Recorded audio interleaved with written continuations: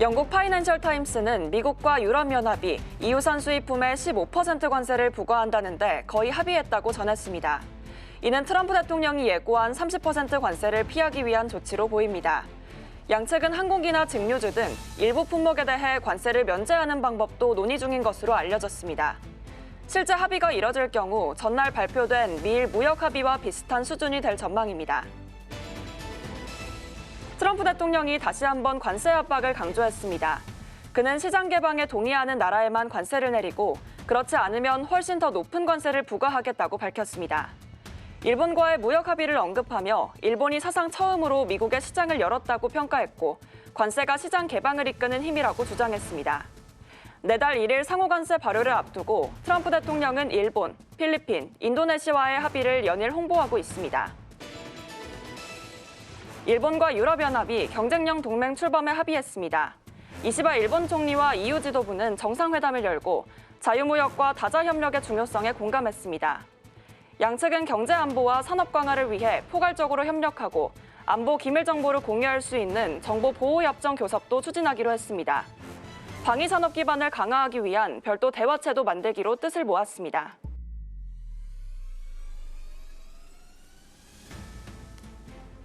밤사이 뉴욕 증시에서 있었던 일 쉽고 빠르게 전해드리겠습니다. 안녕하세요. 글로벌 증시와이드 진행의 이연아입니다.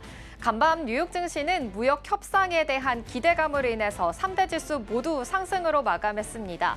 바로 어제였죠. 미국과 일본이 무역 협상을 진행을 했습니다. 관세율을 15%로 확정 지었는데요. 이제는 유럽연합과도 이 같은 관세율을 확정할 수 있을 것이다라는 기대감이 깃들었기 때문입니다. 자세한 마감 상황 살펴보겠습니다. 네, 역시나 3대 지수 모두 상승으로 마감을 했습니다. 먼저 기술주 중심의 나스닥 지수 0.61% 상승하면서 마감했고요. S&P 500 지수도 오늘 사상 최고가를 또다시 경신했습니다. 0.78% 상승하면서 좋은 흐름 보였습니다. 역시나 다우존스 지수 역시도 1.41% 상승하면서 빅테크들의 랠리가 이어졌다는 점까지 체크해보시면 좋을 것 같습니다. 이어서 체크해보도록 하겠습니다. 네, 미 10년물 국채 금리도 살펴보도록 하겠습니다. 미 10년물 국채 금리는 1.08% 상승하면서 4.3%대에서 거래가 됐고요. 필라델피아 반도체 지수는 좀 보합권에서 머물다가 결국에는 약보합으로 마감을 했습니다. 0.02% 하락했습니다.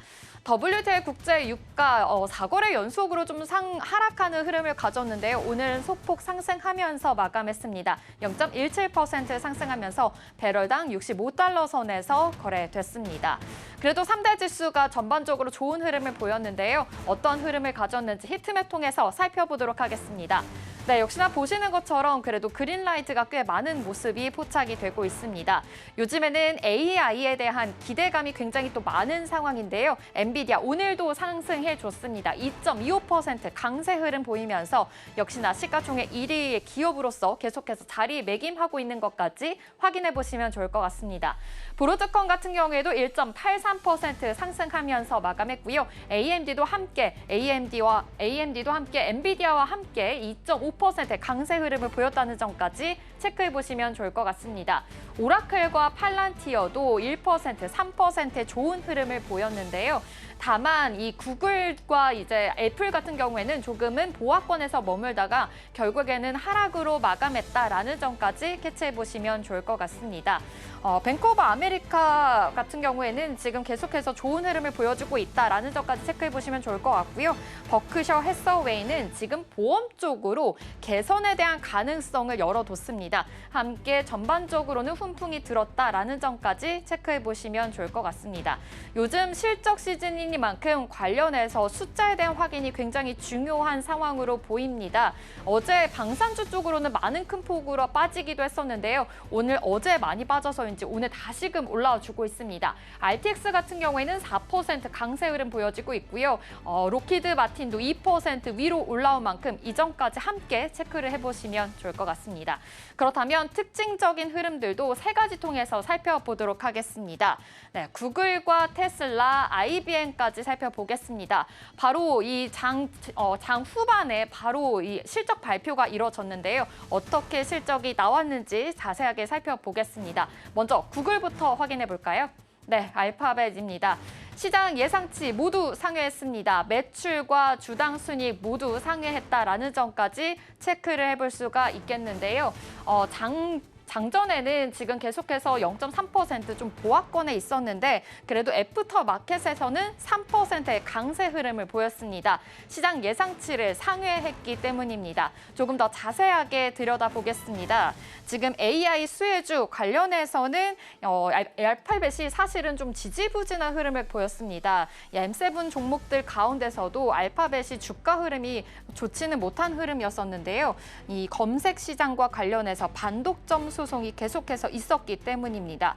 구글의 지배력이 약화될 수도 있다라는 우려가 제기됐기 때문이죠. 그런데도 불구하고 매출과 주당 순이익 괜찮게 나왔습니다. 964억 3천만 달러가 나왔고요. 주당 순이익도 2.31달러를 기록했습니다. 하지만 지난주 보고서에서는 2분기 실적 그래도 긍정적으로 예상한다라고 밝히기까지 했었는데 AI가 전통적인 그 검색 사업에서는 지금 뒤흔들 것이다라는 우려는 여전하다라는 전망까지 있었으니까요. 이전까지는 체크를 해보시면 좋을 것 같습니다. 하지만 오늘 이렇게 애프터 마켓에서 주가가 상승할 수 있었던 이유는요. 자본 지출 규모를 750억 달러에서 850억 달러로 기존보다 100억 달러가 늘었기 때문입니다. 클라우드 상품뿐만이 아니라 서비스에 대한 수요가 강력하게 늘어나면서 자본 지출 규모를 늘렸다라는 점에서는 좀 긍정적인 해석이 나오고 있습니다. 이뿐만이 아니라 AI 챗봇 서비스 월간 활성 사용자 수가 지금 4억 5천만 명을 넘어섰다라는 점에선 봤을 때는 그래도 구글에 대한 검색 시장을 사용하는 사용자 수가 그래도 꾸준한 성장을 이뤄내고 있다라는 점에서 같이 생각해 보시면 좋을 것 같습니다. 네, 구글 이렇게 알파벳 관련해서는 AI 시장에서는 조금은 밀리고 있는 상황이지만 매출과 주당 수익은 나쁘지 않게 나왔고요. 시장 예상치를 상회했다라는 소식까지 함께 체크해 보시면 좋을 것 같습니다. 역시나 애프터마켓에서 3% 넘게 강세 흐름 보여지고 있습니다. 이어서 살펴볼까요? 테슬라입니다. 테슬라도 매출을 살펴보면 사실은 좀 지지부진했습니다. 아무래도 좋지 못할 것이다라는 전망이 나오긴 했었는데요. 역시나 시장 예상치 모두 하회했습니다. 매출액이 225억 달러 나왔고요. 주당 순이익 0.4달러 나왔습니다. 관련해서 체크를 해보자면 지금 월가 추정치보다는 좀 낮은 수준이다라는 점이 아무래도 지금 관련해서 이야기해볼 수가 있겠죠. 모델 2에 대해서는 초기 생산을 그래도 시작했다라는 이야기가 나오고 있습니다. 테슬라가 본격적으로 보급형 전기차에 대해서는 하반기부터 본격 양산을 시작하겠다라는 계획도 발표했고요. 실적 발표 이후에는 모델 2에 대해서 시장 점유율 확대를 위해서 장기적으로 전략적인 상품을 준비하고 있다라는 포부까지 지금 내세운 상황입니다. 사실 테슬라 이 저가 모델에 대한 생산 일정을 여러 차례 연기한 적이 있었는데요. 하지만 지금 이렇게 하반기에 출시할 예정이다라고 나온 만큼 투자자분들에 대한 기대감이 어느 정도는 깃든 것으로 확인이 되고 있습니다. 사실 테슬라 주가는 올해 들어서만 18%가량 하락한 상황인데요. 대형 기술주 가운데서도 연간 수익률을 가장 부진하게 기록을 하고 있는 상황이기도 했습니다. 장중에는 0.14% 상승은 했지만 애프터마켓에서 그래도 이러한 기대감으로 인해서 1% 가까이 상승했습니다. 일론 머스크 CEO가 장후 이 실적 발표 후에 이런 이야기를 했습니다. 이제는 테슬라가 로보택시와 로봇에 조금 더 강점을 두겠다라고 발표를 했고요. AI 중심의 플랫폼 기업으로 도약할 것이다 라고 포부를 밝힌 만큼 앞으로의 테슬라 주가에 대해서 계속해서 생각해 보시면 좋을 것 같습니다. 역시나 로보택시, 이 휴머노이드 관련된 로봇에 대해서 계속해서 이 도약을 위해서 준비하고 있다라는 스탠스가 강하다라는 점까지 함께 확인해 보시면서요. 애프터마켓에서 1% 가까이 상승하고 있다는 점까지 체크해 보시면 좋을 것 같습니다. 이어서 살펴보겠습니다. IBM 실적도 나왔습니다. 시장 예상치 모두 상회했습니다. 매출액과 주당 수익이 모두 상회했다라는 소식까지 전해졌는데요. 주가는 0.02%에서 마감을 했지만 이 이 애프터마켓에서는 5% 가까이 좀 안 좋은 흐름을 보였습니다. 왜 그런지 좀 더 자세하게 살펴보도록 하겠습니다. 역시나 소프트웨어 부분에서는 예상치보다 소폭 하회하면서 마감을 했습니다. 관련해서 이 소프트웨어 전년 동기 대비해서 10% 좀 하회했다라는 점까지 체크를 해보시면 좋을 것 같고요. 컨설팅 부분과 인프라 부분에서는 시장 예상치보다는 상회했다라는 점까지 체크를 해보시면 좋을 것 같습니다. 요즘 IBM 메인 프레임 관련된 컴퓨터를 공개했는데요. 그리고 컨설팅 기업인 하코다 인수 계획까지 밝힌 상황입니다. 시간의 거래에서 지금 5% 넘게 밀리고 있는 상황인데요. 올해 들어서만 IBM의 주가가 굉장히 많이 상승을 했습니다. 28% 넘는 주가 상승을 보인 만큼 시장에서는 아무래도 실적에 대한 기대감이 계속해서 있었고요. 지금 이 주가에도 선 반영이 되고 있다라는 해석이 나오고 있습니다. 그럼으로써 실적 발표와 함께 지금 빠르게 차익 실현이 이뤄지고 있는 것으로 보입니다. 5% 넘게 지금 차익 실현 이뤄지고 있으니까요. 이점까지 참고해 보시면 좋을 것 같습니다. 역시나 지금 장 후에도 계속해서 실적 발표가 이뤄지고 있는데요. 앞으로의 주가 랠리에 대해서 계속해서 잘 지켜보시면서 투자 포인트 잘 세워보시길 바랍니다. 지금까지 마켓 클로즈업이었습니다.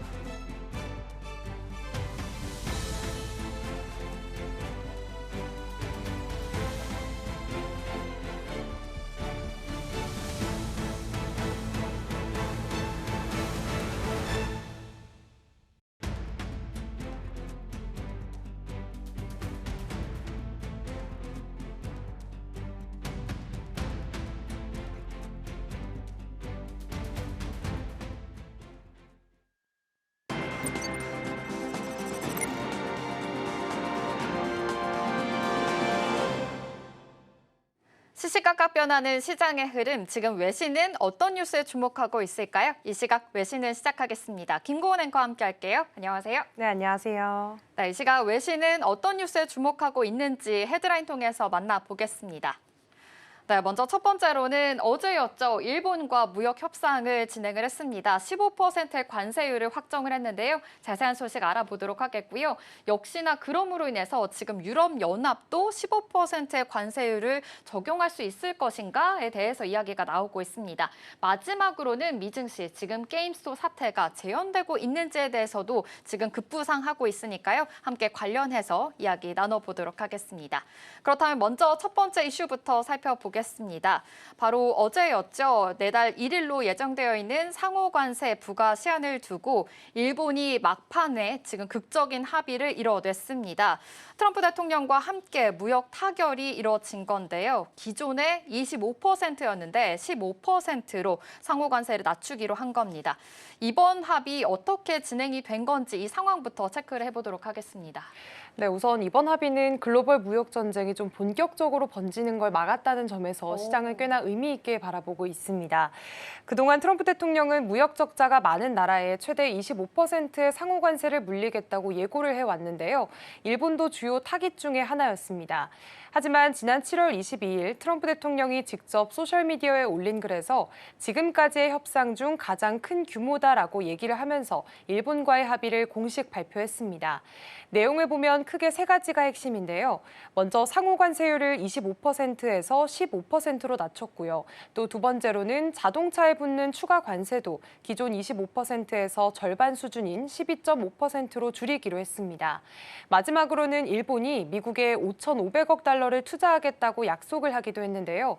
또 일본은 쌀과 트럭, 자동차 같은 일부 품목에 대해서 시장을 좀 더 개방을 하기로 했고 트럼프 대통령은 이번 합의로 인해서 미국의 수십만 개의 일자리 일자리가 생길 것이라며 굉장히 강조를 하고 있습니다.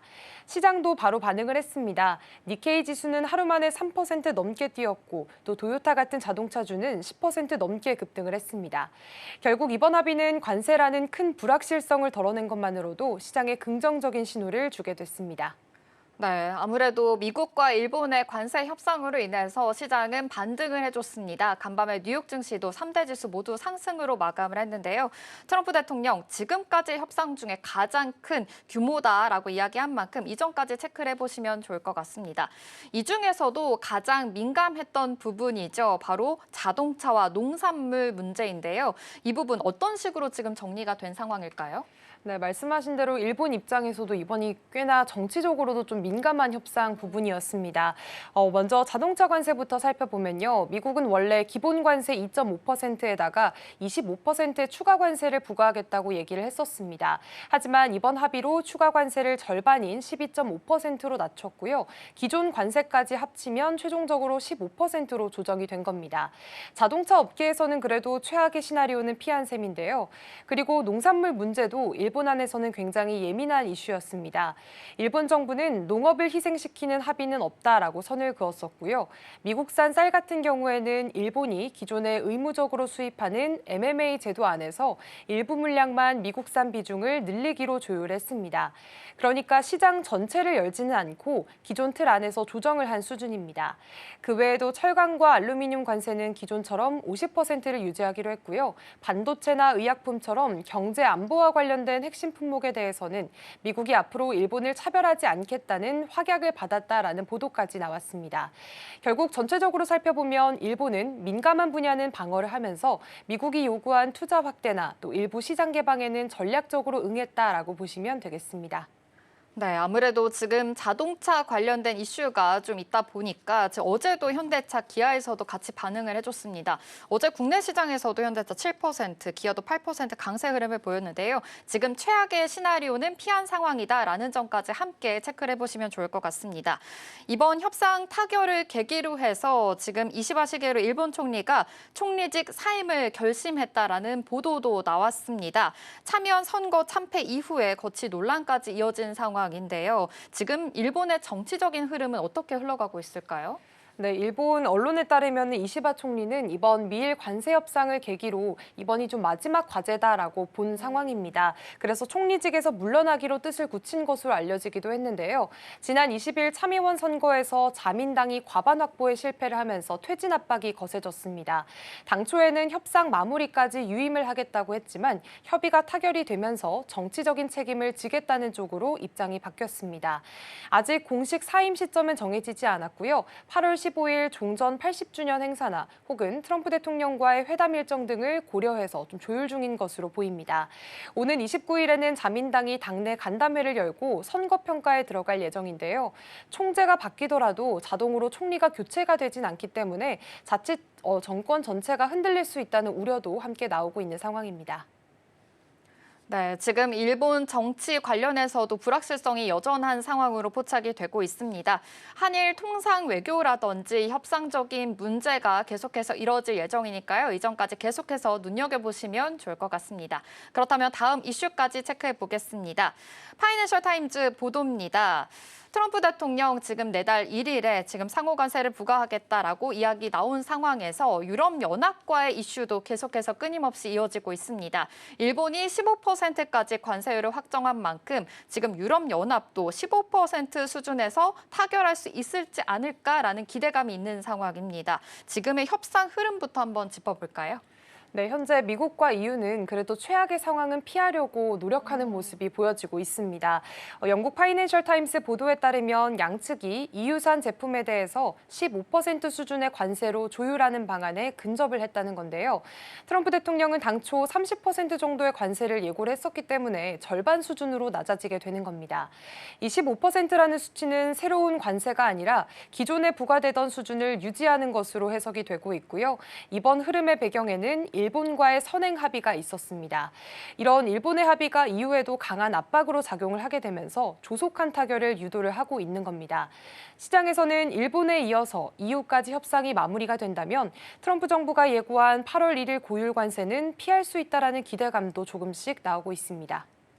네, EU와의 지금 협상 안에서도 또 민감한 부분도 있습니다. 바로 특정 품목인데요. 항공기라든지 자동차, 증류주처럼 좀 강점을 가진 수출 품목이 아무래도 문제가 되고 있는 상황입니다. 지금 협상은 어디까지 와 있는지까지 체크를 해볼까요?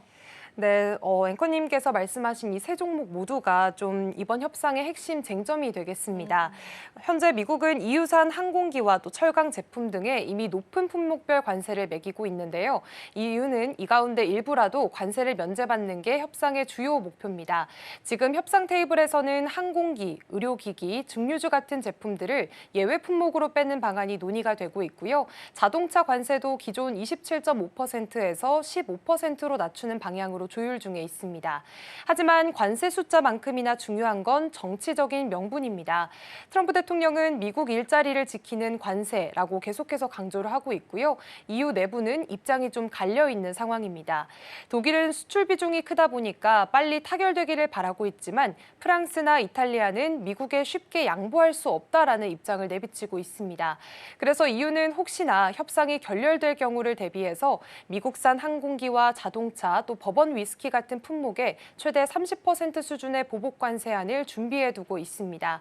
그리고 바로 오늘 이 안건을 두고 회원국 간의 표결이 예정돼 있고요. 협상이 틀어지게 되면 실제로 발동이 될 가능성도 보여지고 있습니다.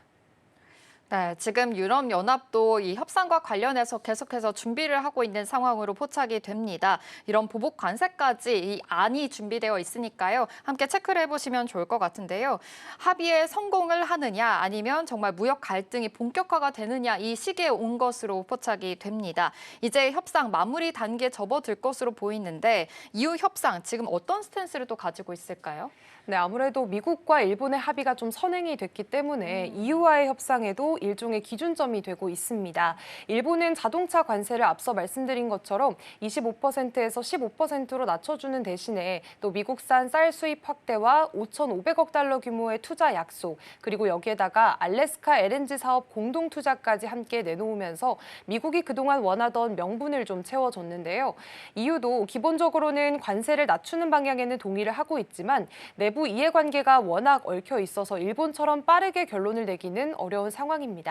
지금 미국은 일본과의 합의를 기준으로 삼고 있는 분위기고요. EU가 만약 이보다 못한 조건을 제시하면 트럼프 대통령이 다시 한번 강경하게 나올 수 있다는 우려도 있습니다. 실제로 미국 측에서는 상황은 유동적이고 트럼프 대통령의 결정은 바뀔 수 있다는 신호도 내고 있습니다. 결국 이번 주가 미국과 EU 모두에게 중요한 분기점이 될 수 있다는데 시장도 주목을 하고 있습니다. 네, 어제 미국과 일본이 본격적으로 무역 협상에 타결을 했죠. 지금 EU도 준비를 하고 있는 모습으로 체크가 됩니다. 우리나라도 25일에 2+2 무역 협상이 이뤄질 예정이니까요. 어떠한 합의점이 이뤄질 수 있을지 계속해서 주목해 보시면 좋을 것 같습니다. 그렇다면 다음 이슈로 넘어가 보겠습니다. CNBC 보도입니다. 요즘 뉴욕 증시에서 눈에 띄는 흐름이 하나 포착이 되고 있습니다. 개인 투자자들이 이제 특정 종목에 몰리면서 주가가 단기간에 급등하는 현상을 일컫는데요. 고프로라든지 크리스피크림, 백화점, 체인 콜스까지 지금 이른바 밈 주식이 다시 등장하고 있는 분위기입니다. 2021년에 게임스톱 사태가 다시 재현되는 것이 아니냐라는 말까지 나오고 있는 상황인데요. 지금 현재 상황은 어떻게 흘러가고 있는 걸까요?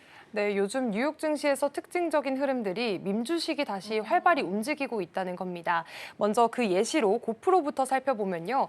이 회사는 액션 카메라를 만드는 회사입니다. 지난 21일까지는 1달러도 안 되던 주가가 불과 이틀 만에 2배 넘게 뛰었습니다. 또 23일에는 장중에 무려 55% 넘게 급등을 하면서 2.12달러의 거래가 되기도 했고요. 또 우리가 도넛 브랜드로 잘 알려진 크리스피 크림도 같은 날 18% 가까이 올랐습니다. 특별한 실적 발표나 이슈는 없었습니다. 또 가장 눈에 띄었던 종목은 미국 백화점 체인인 콜스인데요. 전날 장 초반에는 100% 넘게 폭등 출발을 했다가 등락을 반복한 끝에 결국 37% 넘는 상승률로 장을 마감했습니다. 이들 종목의 공통점은 바로 이유 없는 급등입니다. 기업에서 공식 발표가 있었던 것도 아니고요. 실적이 갑자기 개선된 것도 아닌데 주가가 크게 뛰었습니다. 대신 미국 개인 투자자들이 활동하는 온라인 커뮤니티, 특히 월스트리트 배츠라는 게시판에서 이 종목들을 집중적으로 언급하고 있다는 게 눈에 띄고 있습니다. 실제로 콜스의 경우에는 경우에는 이날 거래량이 2억 건을 넘어서게 되면서 하루 평균의 20배 가까이 폭증을 했습니다. 그래서 시장에서는 이게 2021년 게임스톱 사태 때랑 비슷한 거 아니냐는 얘기들이 다시 나오고 있는 상황입니다. 네, 지금 호재가 없는데도 불구하고 이렇게 주가가 급상승하고 있다는 것은 좀 단순한 우연이 아닐 거라고 생각이 듭니다. 개인 투자자들이 활동하는 게시판에도 이러한 종목들이 계속해서 오르고 내리고 하고 있다는 점까지 체크를 해보시면 좋을 것 같은데요. 특히나 지금 공매도 비중이 높은 종목들까지 급등하고 있다는 점 좀 중요한 배경이 될 것 같습니다. 어떤 이유로 해석을 해볼 수가 있을까요? 네, 이번 흐름의 핵심 키워드는 바로 공매도로 좀 꼽아볼 수 있을 것 같습니다. 공매도는 주가가 떨어질 걸 예상하고 주식을 먼저 빌려서 판 다음에 나중에 가격이 내려갔을 때 되사서 갚는 방식인데요. 문제는 이 예상이 빗나가서 주가가 올라버리면 큰 손실을 볼 수밖에 없다는 점입니다. 앞서 말씀드린 콜스 같은 경우가 대표적입니다. 전체 발행 주식의 절반 가까이가 공매도 상태였던 것으로 알려졌습니다. 이런 종목에 개인 투자자들이 대거 몰려서 매수에 나서면 주가가 빠르게 튀어오르고 공매도 세력은 손실을 막기 위해서 어쩔 수 없이 다시 주식을 사들이게 됩니다. 이때 주가가 더 오르게 되는데 이걸 우리가 숏스퀴즈라고 부르는데요. 이번에 콜스가 주목을 받은 것도 이런 배경이 있습니다. 실적은 부진하고 또 전통적인 유통기업인데다가 공매도 비중이 워낙 높다 보니까 커뮤니티 투자자들 입장에서는 딱 밈주식 스타일이었던 거죠. 게다가 이 현상이 콜스 하나에 그친 게 아니라 앞서 말씀드렸던 고프로나 크리스피크림 그리고 오픈도어 같은 다른 업종 종목들에서도 동시에 나타났다는 점이 좀 주목할 만한데요. 일회성 해프닝이라기보다는 뚜렷한 흐름으로 봐야 한다는 분석도 시장에서 나오고 있는 상황입니다. 네, 이렇게 말씀해 주신 것처럼 지금 이렇게 숏스퀴즈처럼 이렇게 밈 주식의 스타일들이 계속해서 활성화가 되고 있다라는 점까지 포착을 해볼 수가 있겠습니다. 그렇다면 지금 밈 주식 현상이 부각되고 있는 이유가 있을 것 같은데요. 시장은 어떻게 분석하고 있을까요? 네, 정리해보면 크게 세 가지로 좀 나눠볼 수가 있겠습니다. 먼저 첫 번째는 시장 분위기인데요.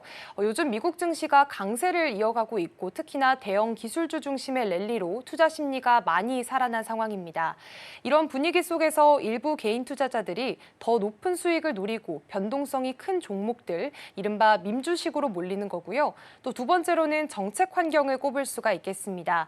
미국 정부가 감세와 재정 지출을 동시에 확대를 하고 있고 연준의 금리나 기대감도 계속 커지면서 유동성이 풍부해졌습니다. 이런 환경은 단기 매매나 또 투기성 거래를 자극하기가 쉽고요. 마지막은 투자 문화를 꼽을 수가 있겠습니다. 2021년 게임스톱 사태 이후에도 레딧 같은 온라인 커뮤니티에서 종목 추천과 매수 동료가 실시간으로 이뤄지면서 집단 심리가 주가를 움직이는 구조가 계속되고 있습니다. 다만 전문가들은 기업 가치와 무관한 급등은 그만큼 급락 위험도 크기 때문에 주의를 당부하고 있는데요.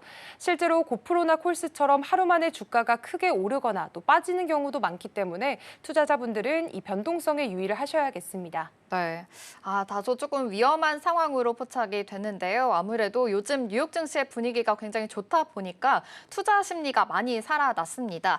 그리고 단기 매매라든지 투기성에 대한 거래가 더 급증했다라는 소식까지 체크를 해볼 수가 있겠는데 아무래도 개인 투자자들의 존재감이 더욱더 커진 만큼 시장에 따라서도 변동성이 더 확대가 될 수 있을 것으로 포착이 됩니다. 투자자분들은 조금 더 유의할 필요가 있어 보입니다. 이 시각 외신은 여기서 마무리하도록 할게요. 김고은 앵커와 함께했습니다. 고맙습니다. 네, 고맙습니다.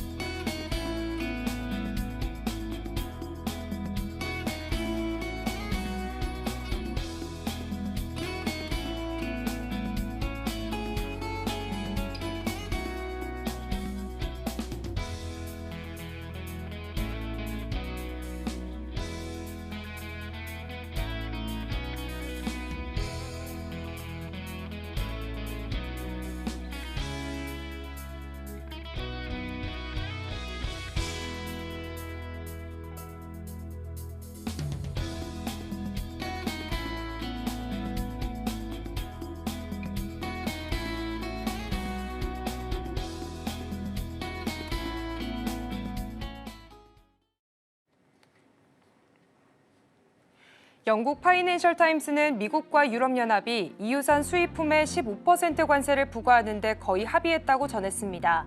이는 트럼프 대통령이 예고한 30% 관세를 피하기 위한 조치로 보입니다. 양측은 항공기나 증류주 등 일부 품목에 대해 관세를 면제하는 방안도 논의 중인 것으로 알려졌습니다. 실제 합의가 이뤄질 경우 전날 발표된 미일 무역 합의와 비슷한 수준이 될 전망입니다. 트럼프 대통령이 다시 한번 관세 압박을 강조했습니다. 그는 시장 개방에 동의하는 나라에만 관세를 내리고 그렇지 않으면 훨씬 더 높은 관세를 부과하겠다고 밝혔습니다. 일본과의 무역 합의를 언급하며 일본이 사상 처음으로 미국에 시장을 열었다고 평가했고 관세가 시장 개방을 이끄는 힘이라고 주장했습니다. 내달 1일 상호 관세 발효를 앞두고 트럼프 대통령은 일본, 필리핀, 인도네시아와의 합의를 연일 홍보하고 있습니다. 일본과 유럽연합이 경쟁력 동맹 출범에 합의했습니다. 이시바 일본 총리와 EU 지도부는 정상회담을 열고 자유무역과 다자협력의 중요성에 공감했습니다. 양측은 경제안보와 산업 강화를 위해 포괄적으로 협력하고 안보 기밀 정보를 공유할 수 있는 정보보호협정 교섭도 추진하기로 했습니다. 방위산업 기반을 강화하기 위한 별도 대화체도 만들기로 뜻을 모았습니다. 미국 주요 기술 기업들의 2분기 실적이 엇갈렸습니다. 테슬라는 차량 인도량 감소와 규제 크레딧 축소로 매출과 순이익이 모두 줄며 기대에 못 미쳤습니다. 반면 구글 모회사 알파벳은 광고와 클라우드 부문 호조로 시장 전망을 웃도는 실적을 기록했습니다. 향후 로보택시와 AI 등 신사업이 성장 동력이 될 수 있을지 주목됩니다.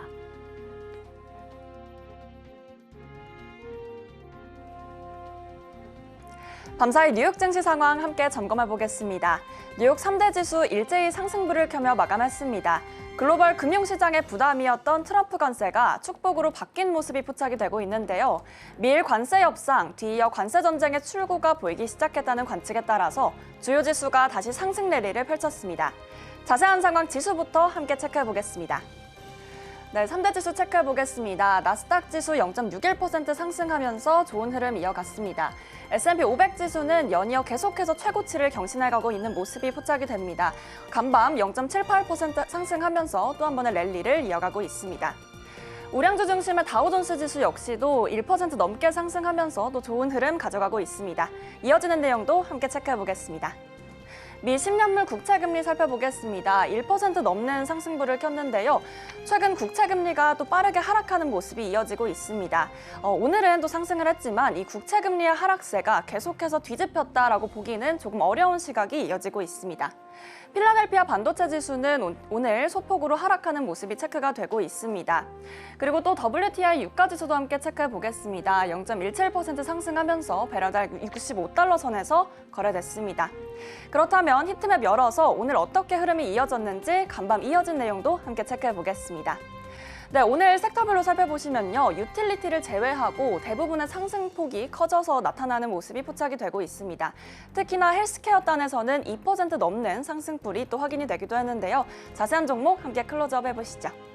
네, 먼저 엔비디아의 경우 눈에 띕니다. 어제는 또 반도체주를 중심으로 하락폭이 크게 형성이 됐었는데요. 오늘은 2% 넘게 상승불을 켜주면서 또 좋은 흐름 보였습니다. 하지만 이 텍사스 인스트루먼트 쪽으로는 큰 폭으로 빠지는 분위기가 형성이 됩니다. 2분기 부진한 실적이 발표가 되면서 일부 반도체주에서는 또 급락세를 피하기 어려운 모습도 히트맵에서 포착해 보실 수가 있습니다. 알파벳 함께 살펴보겠습니다. 오늘 알파벳의 경우에는 소폭으로 하락한 모습이 또 체크가 됐는데요. 2분기 실적 발표가 있었죠. 이 전년 동기 대비해서 매출이 좋게 나왔음에도 불구하고 오늘 주가는 조금 빠진 모습이 체크가 되고 있습니다. 그렇지만 이렇게 됐음에도 또 시간의 거래에서는 다시금 상승폭을 키우는 모습이 함께 체크가 됐습니다. 팔란티어 함께 살펴보겠습니다. 오늘 팔란티어 주가 흐름 3% 넘는 급등세가 이어졌는데요. 이 트럼프 수혜주로 다시 한번 이렇게 급등세를 이어받으면서 특히나 웨드부시의 기술주 분석가 댄 아이브스는 이 팔란티어는 크고 아름다운 법안의 대표 수혜주다. 이런 말까지 이어지면서 오늘은 3%대 넘는 강세를 이어갔습니다. 그렇다면 이미서비스 측면에서도 함께 살펴보겠습니다. 오늘 테슬라 주가 발표가 있었죠. 또 실적 발표가 따라서 0.14% 상승으로 마감했는데요. 이 2분기 매출이 전년 동기 대비해서는 12% 빠지면서 시장 전망치에는 미치지 못했다라고 이어지고 있습니다. 그렇지만 또 시간의 거래에서도 역시나 조금 더 빠지는 모습이 함께 포착이 되고 있습니다. 제너럴모터스 역시 이 시장 예상치를 상회하는 2분기 실적 발표 소식이 있었는데요.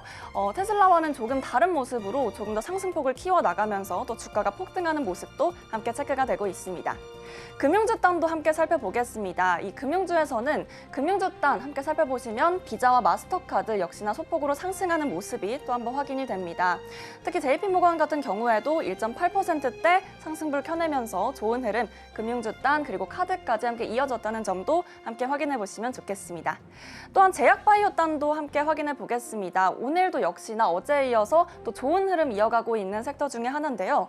일라일리와 또 존슨앤존슨의 경우에도 특히나 상승폭 2% 일라일리의 경우에는 체크해 보시면 또 좋겠습니다. 사실 이렇게 히트맵 총에서 종목별로 체크를 해봤는데요. 이 미국은 8월 1일로 예정된 또 무역협상 마감 시한을 앞두고 일본을 포함해서 다른 주요국들의 합의와도 이런 합의 도출을 서두르고 있는 상황입니다. 또 아울러 기업들의 2분기 실적 발표도 계속이 되고 있습니다. 더 자세한 내용 저희 미국장 이슈는 이연아 앵커와 계속해서 함께 체크해 보겠습니다. 네, 맞습니다. 지금 실적 발표가 계속해서 이어지고 있습니다. 이 와중에도 바로 장 후반에 실적 발표를 한 기업들이 있는데 어떤 발표들이 있었는지 세 가지 통해서 살펴보도록 하겠습니다. 구글과 테슬라, IBM의 실적 발표가 있었습니다. 구글부터 체크를 해볼까요? 네, 알파벳 같은 경우에는 시장 예상치를 모두 상회를 했습니다. 매출과 주당 순이익 상회를 하면서 마감을 했는데요. 역시나 매출부터 살펴보겠습니다. 964억 3천만 달러를 기록을 했고요. 주당 순이익도 2.31달러를 기록을 했습니다.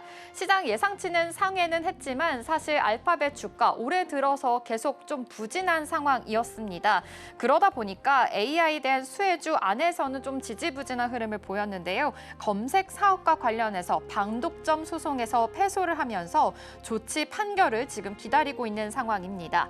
검색 시장에서는 지배력이 약화될 것이다라는 우려까지 제기가 됐습니다.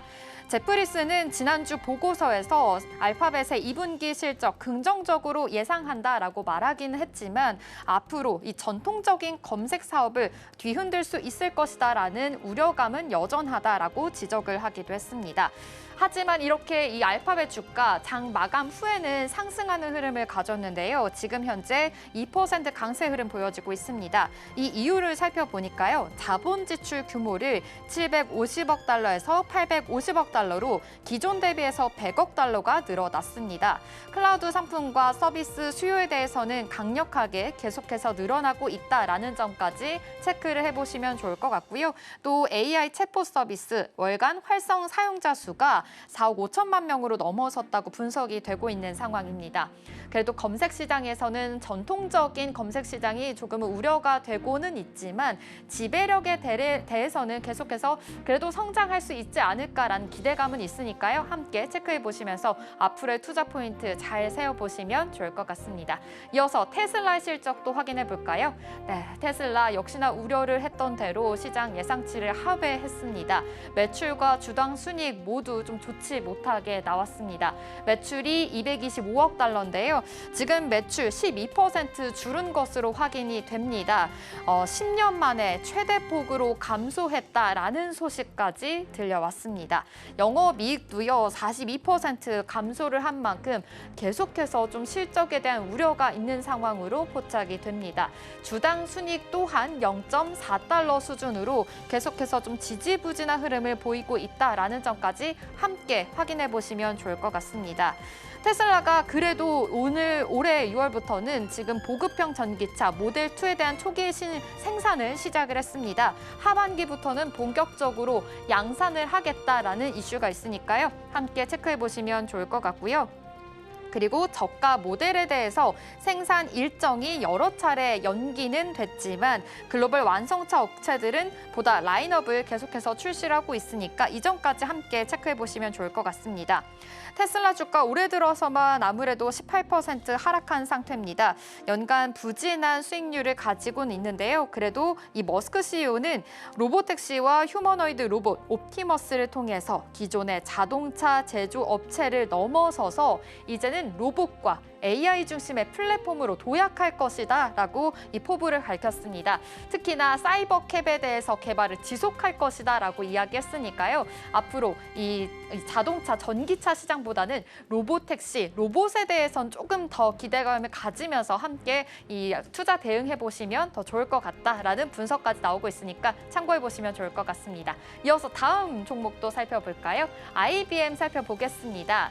시장 예상치를 모두 상회했습니다. 매출도 잘 나왔고요. 주당 순이익도 예상치를 상회했습니다. 하지만 소프트웨어 부분에서는 소폭 하회한 부분이 좀 체크가 됐는데요. 그래도 이 컨설팅 부분이라든지 인프라 부분에서는 좋은 실적을 냈으니까요. 이전까지 함께 확인을 해보시면 좋을 것 같습니다. 아무래도 요즘 반도체, AI, 클라우드 부분에서는 계속해서 관심을 가지고 있는 상황이니만큼 이전까지 체크를 해보시면 좋을 것 같고요. 차세대 메인프레임 컴퓨터를 공개했고 AI 전문 컨설팅 기업 하코타를 지금 인수 계획을 밝힌 상황입니다. 하지만 장 후반에 실적 발표가 나온 만큼 아무래도 좀 기대감이 있었던 것으로 보입니다. 지금 시간의 거래에서 5% 넘게 밀리고 있는 상황으로 체크가 됩니다.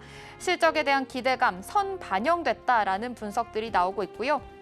빠르게 차익 실현까지 이뤄지면서 지금의 흐름은 좀 지지부진하게 흘러가고 있다라는 점까지 함께 확인을 해보시면 좋을 것 같습니다.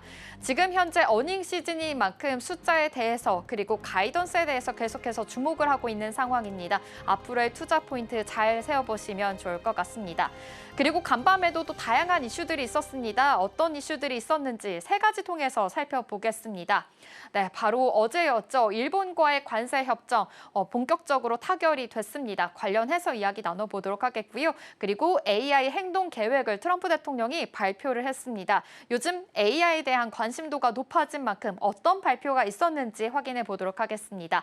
마지막으로는 미국이 유네스코를 탈퇴를 결정을 했습니다. 이와 관련된 소식까지 살펴보도록 하겠습니다. 먼저 관세부터 살펴볼까요?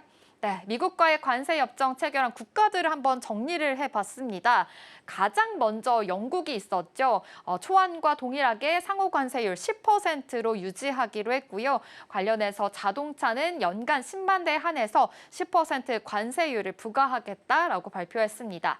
두 번째 나라는 베트남이었습니다. 기존에는 46%였는데 이렇게 상호 관세율 20%로 조정이 됐습니다. 하지만 한적 상품에 대해서는 40% 관세율은 유지하기로 했다라는 점까지 함께 체크해 보시면 되겠습니다.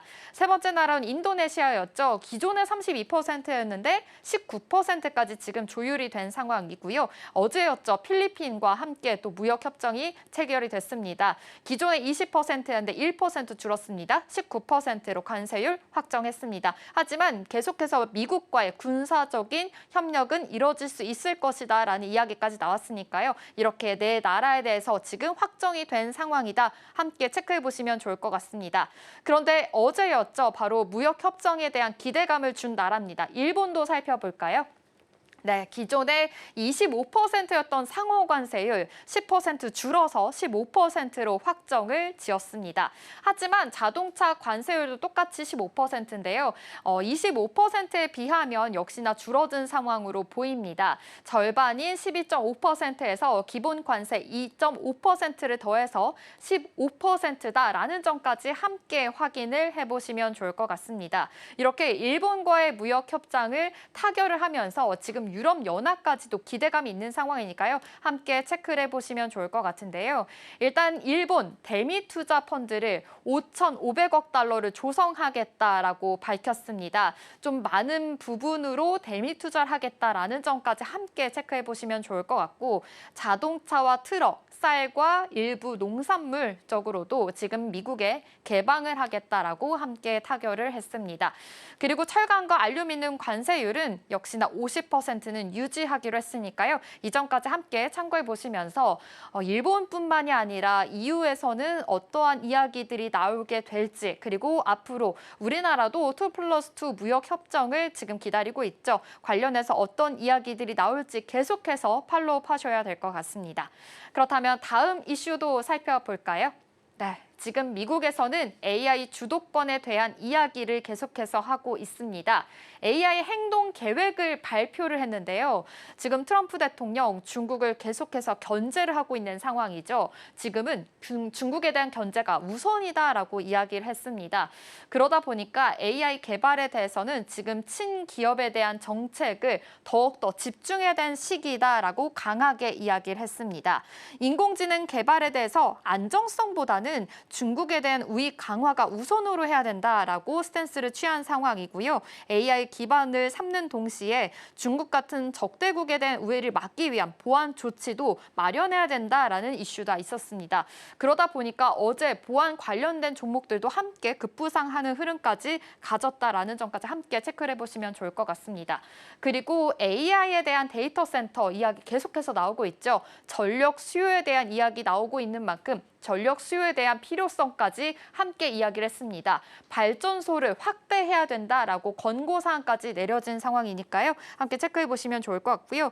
2035년까지 데이터 센터 8.6%를 차지할 것으로 예상을 하고 있는 상황입니다. 그리고 에너지부는 지금 폐쇄 예정이었던 발전소 가동을 위해서 비상 권한을 행사하고 있고요. 연방정부의 개입 가능성까지 지금 시사하고 있다라는 것까지 함께 확인해 보시면 좋을 것 같습니다. 아무래도 미국 기술이 지금 세계적으로 표준화되기 위해서 추진하고 있다라는 점까지 함께 확인해 보시면 좋을 것 같고요. 또 바로 장 후반에 행정명령 서명이 있었습니다. 관련해서는 지금 국제개발금융공사와 수출입은행과의 지금 협업을 위해서 더욱더 활동하겠다라는 이야기가 있었고요. LLM, 이 대규모 언어 모델을 중립적이고 편파적이지 않아야 한다라는 내용이 함께 담겨 있었으니까요. 행정명령에도 서명했다라는 소식까지 함께 확인을 해보시면 좋을 것 같습니다. 역시나 트럼프 대통령 지금 AI에 대한 경쟁력을 더욱더 키우기 위해서 노력하고 있는 상황으로 포착이 되고요. 데이터 센터에 대한 전력 수요에 대해서 강조를 하고 있는 만큼 이와 관련된 주가 흐름까지 함께 체크를 해보시면 좋을 것 같습니다. 그럼 이어서 마지막 이슈도 체크를 해볼까요? 네, 유네스코 탈퇴를 결정했습니다. 지금 트럼프 대통령 관련해서 유네스코 관련된 그리고 이렇게 기관과 관련된 탈퇴들이 계속해서 이뤄지고 있는데요. 지금 미국 국무부에서는 유네스코가 미국의 국익을 대변할 수 없다라고 파악을 하고 있는 상황이고요. 유네스코 입장에서는 유감을 표명하긴 했습니다. 하지만 미국의 의존도를 지금 낮춘 상황이기 때문에 큰 타격은 없을 것이다라고 얘기를 한 상황입니다. 니까요. 함께 체크를 해보시면 되겠습니다. 미국은 유네스코뿐만이 아니라 다른 회원국과도 지금 탈퇴를 한 상황입니다. 파리 기후변화협약에도 탈퇴를 했고요. 세계보건기구도 지금 탈퇴를 한 상황입니다. 함께 체크해보시면 좋을 것 같고 유엔의 팔레스타인 난민구호기구 자금 또한 지원을 중단한 상황이니까요. 이전까지 함께 체크해보시면 좋을 것 같습니다. 지금 미국의 국제기구 탈퇴 당분간 계속해서 좀 이어질 전망으로 보입니다. 지금 유네스코 탈퇴와 함께 여러 가지 기구에도 탈퇴가 연속해서 이어지고 있으니까요. 이전까지 체크해 보시면서 미국에 대한 스탠스 어떻게 흘러가고 있는지까지 확인해 보시면서 주가 흐름까지 체크해 보시면 좋을 것 같습니다. 네, 요즘엔 아무래도 이 실적 시즌이니만큼 계속해서 이야기가 나오고 있고요. 트럼프 대통령의 스탠스가 어떻게 흘러가는지에 따라서도 주가의 향방이 굉장히 크게 향방이 지어지고 있습니다. 오늘의 이슈까지 참고해 보시면서 앞으로의 투자 대응 잘 해보시면 좋을 것 같습니다. 지금까지 마켓 클로즈업이었습니다.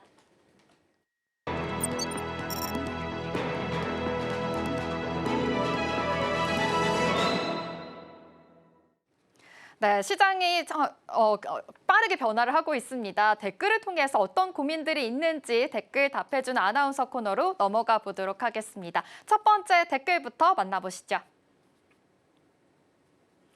패키징이 반도체 먹여 살린다. 소부장 무시 못하네라는 댓글입니다. 지금 패키징 관련해서 그리고 반도체 관련해서도 계속해서 이야기 나오고 있는데요. 이 종목은 어떤 고민에 대한 종목일까요? 네, 소부장 얘기가 나오는 걸로 봐서는 한미 반도체로 현재 파악이 되고 있습니다. 지금 한미 반도체의 경우에는 글로벌, HBM 이런 패키징 생태계 핵심 축으로 또 부상을 하고 있습니다. 핵심 장비는 TC 본더인데요. 이건 고성능 메모리 칩과 또 기판을 정밀하게 접합하는 장비로 특히 HBM 장비에는 또 생산에는 절대적으로 또 필요한 핵심 장비가 되겠습니다. 그만큼 기술 장벽도 높고 또 수율에는 직접적인 영향을 주기 때문인데요. 그런데 최근 이 장비를 미국 마이크론이 대규모로 확보를 하면서 한미반도체가 다시 한번 또 시장의 주목을 받고 있습니다. 한미반도체는 글로벌 TC 본더 시장 1위 업체로 현재 자리매김하고 있고요. 업계에 따르면 마이크론의 발주 규모가 작년 대비해서 2배 가까이 늘어난 것으로 전해졌습니다. 더 놀라운 것은 이 실적에서 그 변화가 그대로 드러나고 있다는 점인데요. 올해 1분기 기준 이 한미 반도체 전체 매출의 90%가 해외 수출에서 발생하기도 했습니다. 작년에는 이 수출 비중이 40%대였는데 단 1년 만에 완전히 글로벌 중심으로 체질이 바뀌었다고도 평가가 받고 있습니다. 그리고 그 핵심 고객이 바로 마이크론이라는 점에서 확인이 되면서 시장에서는 한미 반도체가 정말 글로벌 반도체 장비 기업이 됐다. 이런 댓글과 또 평가도 이어지고 있는 겁니다. 네, 글로벌 TC 본더 1위 업체인 한미 반도체에 대한 고민이었습니다. 역시나 한미 반도체 이제는 호실적이 나올 수 있을 것이다라는 기대감까지 있는 상황인데요. 이번 협력 장기적으로 한미 반도체에 어떠한 영향을 끼칠 수가 있을까요? 네, 사실 이걸 한마디로 좀 정리를 하자면 이 한미 반도체가 삼성과 하이닉스를 넘어서 마이크론까지 이렇게 껴안게 되면서 이 글로벌 반도체 패키징 밸류체인의 중핵으로 자리 잡고 있다는 평가도 함께 이어지고 있습니다. 특히 이번 협력은 단순한 구매 계약을 넘어서 전략적 파트너십이라는 점에서 또 의미가 크게 작용을 하는데요. 실제로 올해 초 이 곽동신 회장과 김민현 사장이 마이크론의 싱가포르 HBM 신공장 가공식에 직접 참석을 했습니다. 이 장비 공급사가 고객사의 기공식에 초청을 받는다는 건 그만큼 이 기술적, 전략적 협업이 이뤄지고 있다는 뜻으로도 해석할 수 있겠습니다. 게다가 지금 HBM 시장이 급속도로 커지고 있는 상황에서 AI 반도체 수요 폭증으로 HBM 생산은 앞으로 수년간 계속해서 늘어날 전망인데요. TC 본더 같은 고급 장비 없이는 사실은 생산이 좀 불가능한 구조가 되겠습니다. 즉 고객사들이 성장할수록 한미 반도체는 또 필연적으로 동반 성장하게 되는 그런 좋은 구조가 함께 이어지고 있는 겁니다. 여기에 더해서 지금은 마이크론 중심이지만 이 성공 사례를 바탕으로 엔비디아, 또 인텔, AM 등 이런 글로벌 팹리스 업체들과의 협력 가능성도 점차 커지고 있는 분위기가 이어지고 있습니다. 그야말로 한미 반도체 입장에서는 단순한 장비 공급의 회사를 넘어서 AI 반도체 생태계의 필수 인프라, 이렇게 성장할 수 있는 그런 기회를 잡은 것으로 체크가 되고 있습니다. 한미 반도체는 지금 이 후공정 장비 국산화의 상징에서 이제는 글로벌 시장에서의 경쟁하는 시스템 장비 수출 강자로 또 진화하고 있는데요. 특히 HBM이라는 미래 먹거리에 직접적으로 연결이 된 만큼 향후 수년간 장기 성장성도 확보한 상태고요. 단순히 또 마이크론 덕분만은 아닌 게 그동안 독자 기술로 TC 본더 기술력을 계속해서 끌어올린 결과기도 합니다. 그렇기 때문에 이제는 고객사 확장 또 실적 개선을 넘어서 기술 투자 재확대라는 선순환 구조까지 해결이 되게 됐습니다. 그렇기 때문에 앞으로 이 주가와 또 기업 가치 측면에서도 시장의 재평가가 이루어질 것이다. 이런 시각도 유효합니다. 네, 맞습니다. 요즘 HBM 시장이 계속해서 활성화가 되고 있는데요. HBM 시장이 커지려면 TC 본더 장비가 무조건 필요합니다. 관련해서 한미 반도체도 지금 함께 기대감이 부응하고 있다라는 소식까지 체크해 보시면 좋을 것 같은데요. 기술력뿐만이 아니라 시장 수요라는 이런 모든 것들이 갖춰지고 있다라는 점까지 함께 확인을 해보시면 좋을 것 같습니다. 그럼 이어서 다음 댓글도 확인해 보도록 하겠습니다. 6F 스퀘어 병행 시간 벌기 전략. 근데 진짜 2등인가? 라는 실익은이라는 댓글입니다. 관련해서 이야기 나오자면 지금 6F 스퀘어라는 점에서 봤을 때는 디램과 관련된 종목일 것 같은데요. 어떤 종목에 대한 고민일까요? 네, 반도체 소부장을 넘어서 이번에는 좀 삼성전자 쪽으로 넘어와서 체크를 네. 해보겠습니다.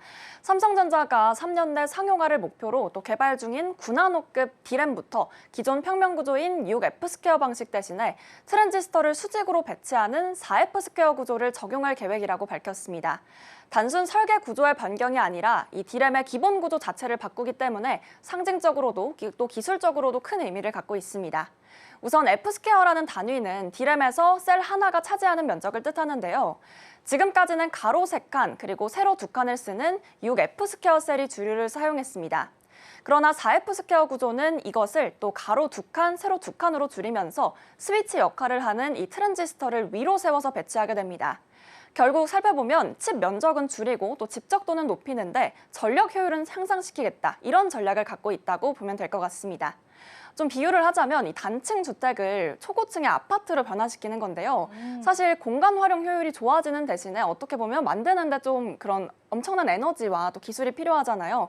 그렇기 때문에 건축 난도도 높아지는 얘기인데요. 사실 이 4F 스퀘어로 변경한다는 것이 그런 부분과도 또 맞닿아 있는 것 같습니다. 네, 지금 설명해 주셨다시피 지금 F스퀘어라는 이 단위는 D램에서 사용하는 단위입니다. 이제는 이렇게 넓은 범위의 주택이 아니라 높은 범위의 아파트로 만드는 것이다라고 비유를 해주셨는데요.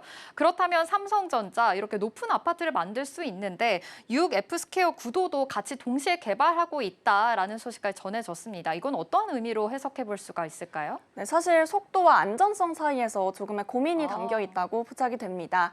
이 4F 스퀘어 구조는 분명히 또 궁극적인 해결 방식은 되겠지만 설계 복잡도와 공정 변경 부담이 상당히 크고요. 또 초기에는 생산 단가가 높을 수밖에 없는 구조입니다. 그렇기 때문에 삼성전자는 9나노급 D램을 두 갈래로 나눠서 현재 개발하고 있습니다. 하나는 9.8나노미터 공정을 적용한 기존 6F 스퀘어 구조, 또 다른 하나는 9나노미터 공정에 또 4F 스퀘어 구조를 새롭게 적용한 차세대 D램, 이렇게 이중 전략을 쓰는 방법을 택한 건데요. 기존 장비와 설계를 최대한 활용해서 빠르게 제품을 내놓고 또 4F 스퀘어 기술은 충분한 검증 시간을 확보하면서 완성도까지 높이겠다, 이런 부분들을 체크해 보실 수 있습니다. 이것을 통해 또 양산 공정 리스크를 줄이고 시장 대응 속도도 지키겠다, 이런 부분들이 포착이 되는데요. 실제 업계에서는 이 0A 세대는 6F 스퀘어 구조로 먼저 개발을 하고요. 다음 세대부터 4F 스퀘어 구조로 본격적으로 전환하는 방향도 유력하다, 이렇게 시장은 확인하고 있습니다. 네, 지금 삼성전자 4F 스퀘어라는 구조적인 변화를 꾀하고 있으면서도 기존의 전략들도 함께 병행을 하겠다라는 스탠스가 있는 것으로 포착이 되고 있습니다. 이러한 배경에는 어떤 상황이 있을까요? 네, 사실 이 D램 시장 같은 경우는 이 10나노미터 공정으로 갈수록 이 기술 장벽이 급격하게 높아지고 있습니다. 기존 평면 구조만으로는 현재 상황에서 한계에 도달했다, 이런 평가가 이어지고 있는데요. 그렇기 때문에 수직 구조의 전환은 현재 상황에서 피할 수 없는 흐름이고요. 삼성전자는 여기에 또 한 세대 앞서서 대응하려는 전략을 보여주고 있는 것으로 포착이 됩니다. SK하이닉스의 경우에는 4F 스퀘어 적용을 한 세대 더 뒤로 미룬 상황이고요. 또 이번 선택이 기술 주도권 회복을 위한 선제 투자 성격도 강하게 드러나고 있습니다.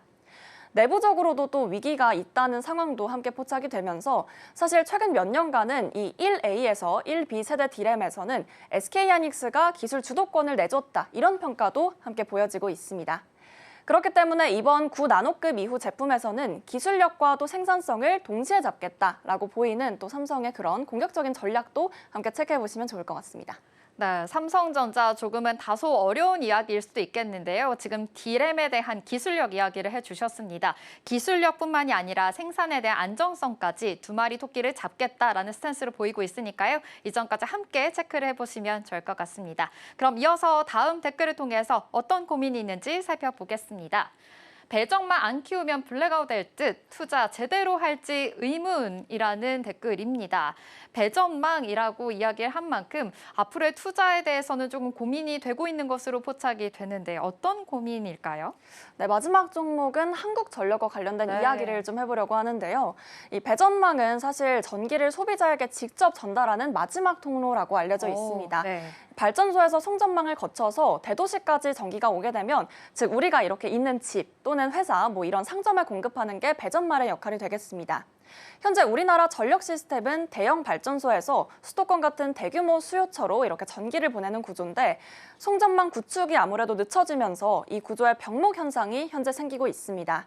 이 때문에 또 전력 공급의 안정성에도 문제가 생기고요. 전력 손실도 마찬가지로 커지고 있습니다. 최근에는 태양광, 또 풍력 같은 재생에너지 설비가 전국적으로 빠르게 늘고 있는 상황이 또 연출되고 있죠. 지역에서 직접 생산한 전기를 그 지역에서 소비하는 지산지소 시스템으로 전환을 해야 되는 상황인데 이때 배전망의 확충과 또 스마트화가 필수입니다. 그래서 한국전력이 이번에 발표한 10조 원 투자 계획은 이 배전망을 최신 설비로 또 업그레이드를 하고 또 재생에너지와 분산전력 시스템을 안정적으로 연결하기 위한 대규모 첫걸음이다. 이렇게 평가받고 있습니다. 하지만 또 현실적으로는 공사비와 인건비가 문제겠죠. 계속해서 인건비나 공사비가 올라가면서 재생에너지 목표가 커지고 또 기존에 만들었던 10조 원 규모가 충분하지 않을 것이다. 이런 분석도 함께 이어지고 있습니다. 일부 전문가들은 15년간 50조 원 정도의 대규모 투자가 필요하다. 이렇게까지도 평가하고 있습니다.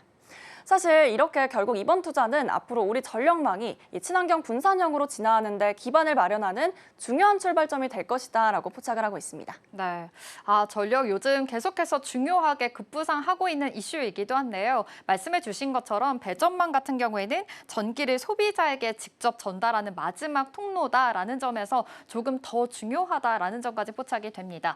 지금 한국전력 10조 원 가까이 투자 계획까지 밝힌 상황인데요. 그렇다면 앞으로의 이 주가 향방에서도 굉장히 중요하게 보이는데 정책 보완과 관련해서도 어떤 스탠스를 보이고 있을까요? 사실 이 배전망 확충은 단순히 이 선과 그리고 설비를 늘리는 것뿐만이 아니라요. 스마트 그리드나 자동화 그리고 AI 전력 같은 이런 첨단 기술의 도입도 마찬가지로 함께 이뤄져야 합니다. 그렇기 때문에 정부와 또 한국전력이 긴밀하게 협력해서 예산 확보, 기술 개발, 나아가서 인력 양성까지 함께 챙겨야 합니다. 투자자 입장에서는 이 변화와 또 정책 방향을 꾸준히 지켜봐야 되겠는데요. 전력 인프라가 더욱 견고해지고 또 효율적으로 만약 바뀌게 된다면 재생에너지 확대에 따른 기회 그리고 리스크보다도 더 명확해질 것으로 투자자 입장에선 생각이 되기 때문에 그 점까지도 함께 체크해 보시는 게 좋겠습니다. 네, 지금 이렇게 한전에서는 배전망뿐만이 아니라 재생에너지까지 이야기를 하고 있으니까요. 이 점까지 함께 포착해서 투자 전략들 잘 세워보시면 좋을 것 같습니다. 댓글 답해준 아나운서는 여기서 마무리하도록 할게요. 김민 앵커와 함께했습니다. 고맙습니다.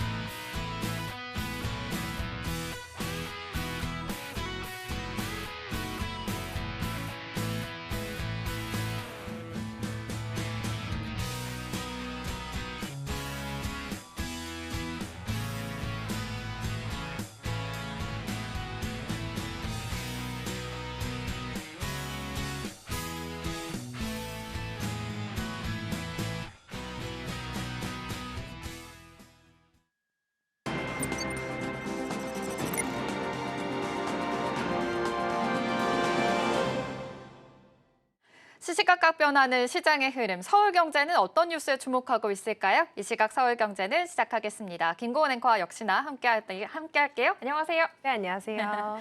네, 좋습니다. 그렇다면 헤드라인 통해서 만나보도록 하겠습니다.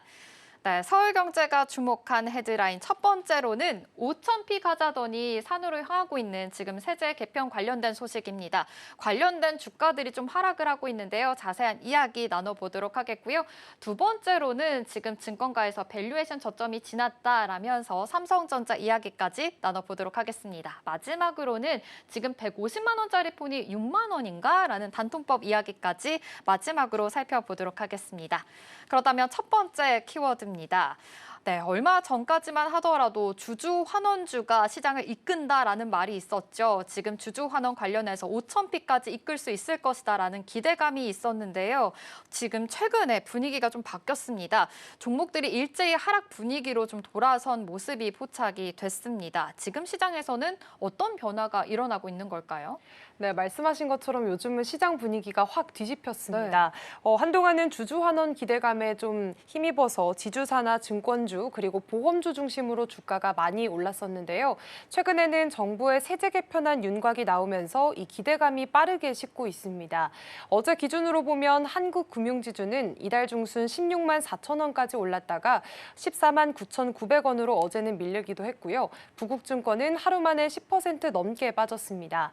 또 CJ나 SK, 코오롱 그리고 두산 같은 지주사들도 대부분 약세를 보였고요. 그동안은 자사주 소각이라든지 혹은 고배당 정책에 대한 기대감이 주가를 끌어올렸던 상황이었습니다. 하지만 이제는 정부가 감세 기조를 되돌리고 또 대주주 기준을 강화하고 감액 배당에도 세금을 매기겠다는 방향을 내놓으면서 시장에서는 이러다가 배당까지 세금 폭탄을 맞는 거 아니냐 하는 불안감이 퍼지고 있는 겁니다. 결국 그동안 정책 수혜 기대감 속에 올랐던 종목들이 이번에는 정책 리스크에 먼저 흔들리는 모습을 보였습니다. 네, 그러니까요. 요즘에 정책 수혜로 계속해서 기대감으로 올랐던 종목들 지금 일제히 빠지고 있는 것이 포착이 되고 있습니다. 이유가 있는데요. 정부가 기존의 세법 개정안 대신에 이제 세제 개편안이라는 단어로 바꿨기 때문입니다. 이와 관련해서도 세부 내용들이 좀 중요할 것으로 보이는데 하나씩 정리를 해볼까요? 네, 이거는 단순히 몇 개의 세율을 좀 손보겠다라는 수준이 아니라 이제는 조세 체계 전반을 좀 다시 짜보겠다라는 정부의 전략이 드러나 있는 법안입니다. 올해 정부는 세법 개정안 대신에 세제 개편안이라는 명칭을 공식적으로 쓰고 있습니다. 이 표현이 마지막으로 등장을 했던 건 2022년 윤석열 전 정부의 첫 해였는데요. 당시에는 법인세 최고 세율을 25%에서 22%로 낮추는 말 그대로 대규모 감세안이 포함이 돼 있었습니다. 그 이후에는 2년간 계속 세법 개정안이라는 표현만 썼었는데 이번에는 다시 세제 개편이라는 말을 꺼낸 거는 단순한 세목 조정이 아니라 정책 기조 자체를 바꾸겠다는 시그널로 현재 받아들여지고 있습니다. 특히 이재명 정부 들어서면서 전임 정부의 부자 감세를 원상복구하겠다는 의지가 뚜렷하게 드러나고 있고요. 실제로 이번 개편안에는 법인세율 인상, 대주주 과세 강화, 그리고 배당 과세 확대와 증권거래세 정상화처럼 금융 전반을 아우르는 굵직한 변화들이 예고돼 있습니다. 기재부의 입장으로는 용어에는 큰 의미가 없다라고 언급을 하긴 했지만 시장은 이미 이거를 정책 방향 전환의 신호로 받아들이고 좀 빠르게 반응을 하고 있는 상황입니다. 네, 지금 이 상황에서 시장이 민감하게 반응하고 있는 것은 아무래도 주식대 관련된 좀 세제 법안인 것 같습니다. 투자자 입장에서는 이러다가 배당까지 세금 폭탄을 맞는 것이 아니냐라는 말까지 나오고 있는데요. 투자자 지금 어떤 부분을 가장 부담스럽게 생각하고 있을까요? 네, 투자자들이 이미 좀 특히 예민하게 반응을 하고 있는 거 크게 세 가지 부분으로 정리를 해볼 수가 있겠습니다. 네. 먼저 대주주 양도세 기준 강화인데요. 현재는 50억 원 이상 보유자에게만 과세가 되는데 이걸 10억 원 이상으로 낮추는 방안이 검토 중에 있습니다. 이렇게 되면 연말마다 대주주 매물이 쏟아지면서 일반 투자자들도 피해를 보는 구조가 반복될 수 있다는 우려가 나오고 있습니다. 또 두 번째는 감액 배당 과세 도입입니다. 자본금에서 주는 배당에는 그동안 세금이 없었는데 최근 기업들이 절세 수단으로 활용을 하니까 정부가 과세 대상으로 포함을 하겠다는 입장을 밝힌 겁니다. 이에 대해서는 전체 주주 배당까지 줄어드는 거 아니냐는 반발도 있었고요. 또 마지막으로는 증권 거래세 정상화, 즉 인상 가능성입니다. 금투세는 미뤄졌는데 거래세만 낮아졌다라는 지적이 나오면서 형평성과 세수 확보 차원에서 다시 조정하겠다는 분위기입니다. 이렇게 세 부담 우려가 커지면서 그동안 주주 환원 기대감에 올라탔던 종목들이 오히려 정책 리스크에 먼저 흔들리는 상황이 됐습니다. 네, 이번 세제 개편 아무래도 세율 조정이 아니라 시장 흐름의 자체를 좀 변화할 수 있는 그런 변수가 될 수 있으니까요. 이전까지 좀 주의 깊게 지켜볼 필요가 있어 보입니다. 그럼 이어서 다음 키워드로 넘어가 보겠습니다. 삼성전자 이야기입니다. 요즘에 삼성전자 7만 전자 재돌파할 수 있으려나라는 기대감으로 올라가고 있는데 계속해서 좀 아무래도 시장 기대치에 좀 밑도는 실적 발표가 있으면서 지지부진한 흐름이 이어지기도 하고 있습니다. 그래도 외국인들의 매수세가 몰리고 있는 현상으로 포착이 되는데요. 삼성전자 요즘 흐름부터 짚어볼까요? 네, 삼성전자 주가가 7월 들어서 되게 가파른 상승세를 보여주고 있습니다. 사실 어제 종가 기준으로 살펴보면 66,400원까지 올라서면서 이제는 정말 7만 전자 다시 한번 돌파할 수 있지 않을까 이렇게 기대감이 커지고 있는데요. 무엇보다 주목할 만한 건 외국인 투자자의 강한 매수세입니다. 사실 2분기 실적이 시장 예상보다 1조 원 넘게 낮은 이 4조 6천억 원 수준으로 발표가 됐는데도 오히려 저점이라는 인식이 퍼지면서 그 이후에 8거래일 동안 외국인이 삼성전자를 2조 원 넘게 사들였습니다. 이게 주가 반등의 핵심 동력이 되고 있는 건데요. 사실 외국인은 지난해 8월부터 10개월 동안 삼성전자를 26조 원 이상 순매도를 했었습니다.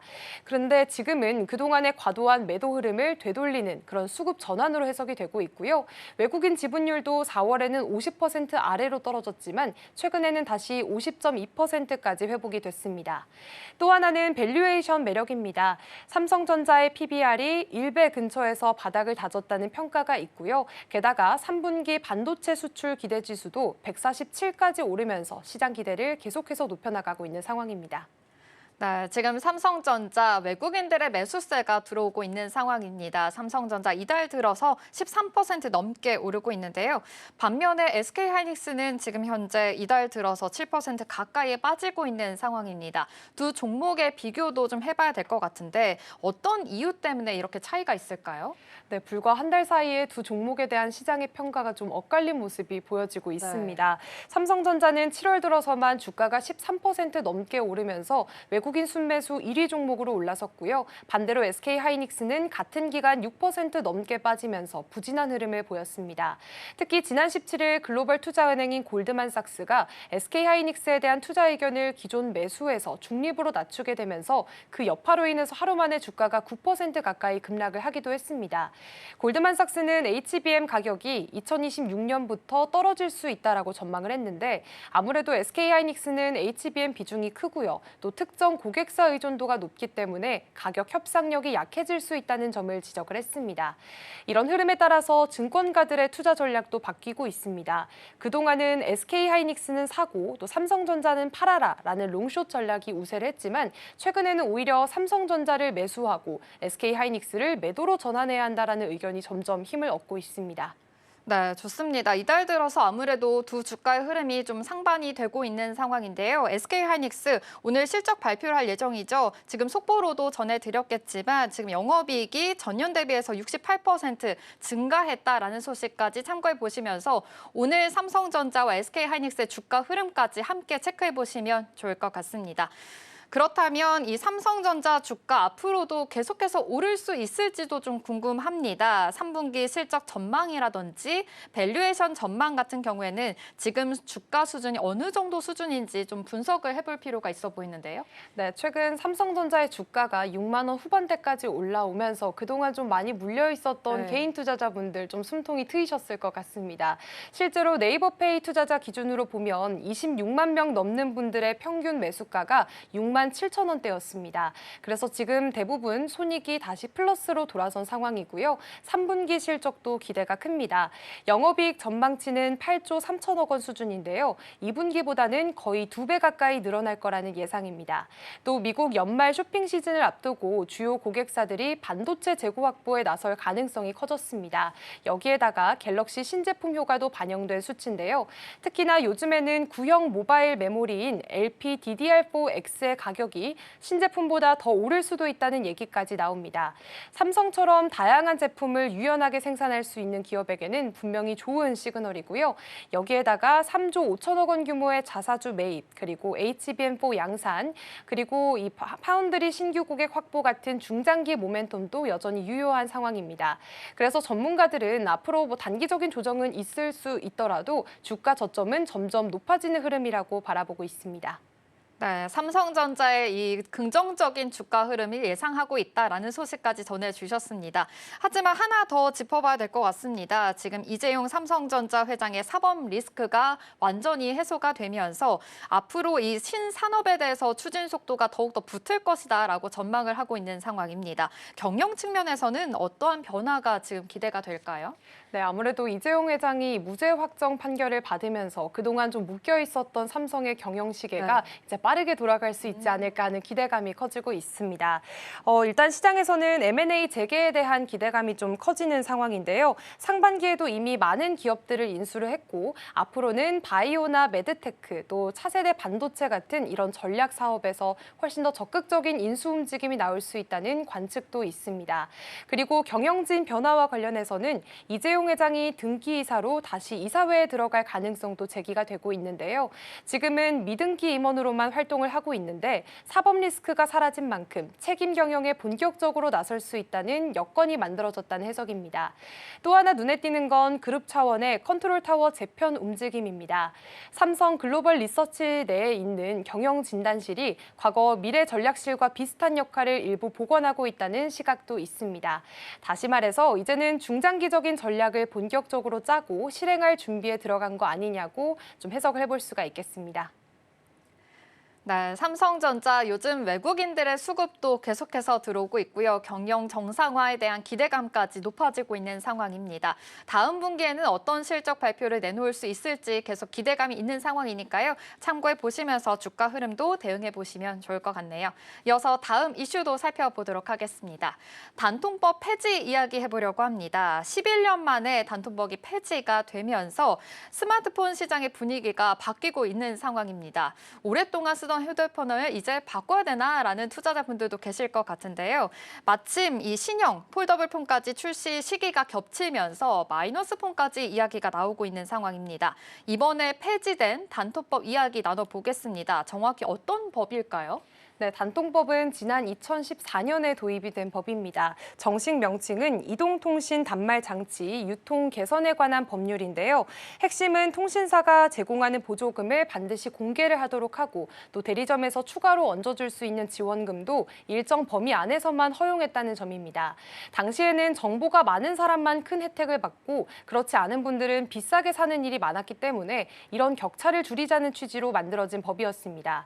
그런데 이 단통법이 시행한 후에는 오히려 통신사들이 보조금을 크게 줄이면서 전체적인 할인 혜택이 작아졌고요. 소비자 입장에서는 부담이 커졌다는 지적이 계속돼 왔습니다. 결국 정부가 지난해 단통법 폐지를 공식화했습니다. 그리고 지난 7월 22일부터는 이 법이 완전히 사라졌는데요. 이제는 통신사가 자율적으로 보조금을 정하고 대리점도 추가 지원금을 제한 없이 정할 수 있게 됐습니다. 예전에는 통신요금을 할인받는 방식을 선택하면 추가 지원금을 받지 못했는데 지금은 그것도 중복해서 받을 수 있게 바뀌었습니다. 한마디로 통신사와 매장 입장에서는 마케팅을 자유롭게 할 수 있는 환경이 된 거고요. 소비자 입장에서는 조건만 잘 따져보면 예전보다 훨씬 더 저렴하게 휴대폰을 바꿀 수 있는 가능성이 열렸습니다. 네, 이렇게 단통법이 없어지면 보조금이 확 늘어날 것이다라는 기대감이 있습니다. 현장 분위기도 굉장히 중요할 것으로 보이는데요. 지금 실제 매장에서는 어떤 변화가 일어나고 있을까요? 네, 지금 분위기를 한마디로 정리를 해보면 일부 매장에서 좀 국지전이 시작했다라고 평가를 해볼 수가 있겠습니다. 서울 구로구나 강서구처럼 이른바 성지라고 불리는 판매점에서는 벌써부터 파격적인 조건이 나왔습니다.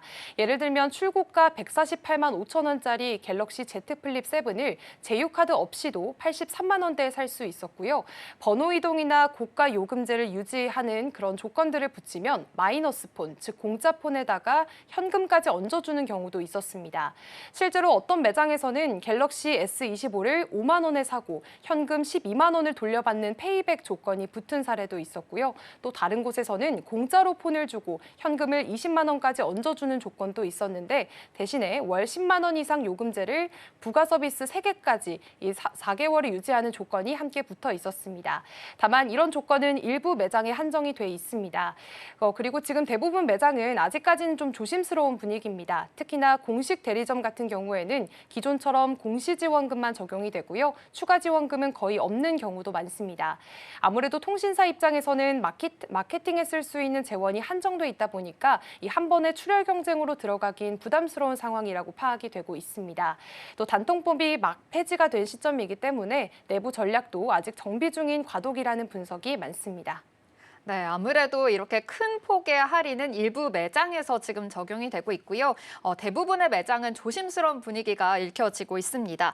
그렇다면 본격적인 보조금 경쟁 언제부터 좀 일어나게 될까요? 네, 업계에서는 이번 주말, 그러니까 갤럭시 Z 플립과 또 폴드 7이 출시되는 이런 시점이 하나의 분기점이 될 것으로 보이고 있습니다.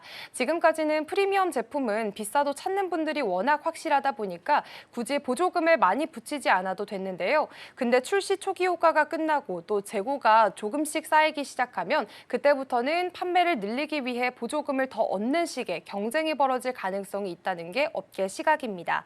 다만 이런 경쟁이 얼마나 오래 갈지는 좀 더 지켜봐야 할 것 같습니다.